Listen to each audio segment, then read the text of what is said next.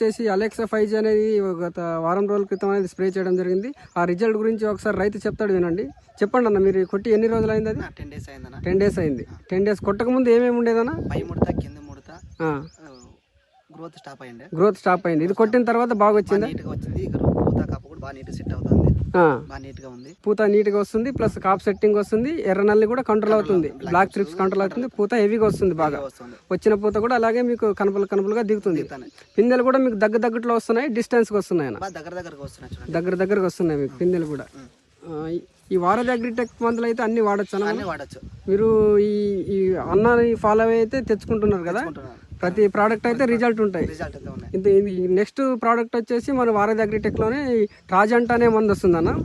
దాని పనితనం ఏంటంటే మనకు ఈ మిరపలో వచ్చే బ్లాక్ త్రిప్స్ ప్లస్ ఎర్ర నల్లి ప్లస్ పచ్చ పురుగు, లద్దె పురుగు, కాప్ సెట్టింగ్ అనేది ఎక్సలెంట్ వస్తుంది. పూత కూడా హెవీగా వస్తుంది. కొత్త ప్రోడక్ట్ కూడా 100% డెమోలు చేయించాము, రిజల్ట్ కూడా 100% ఉంటుంది.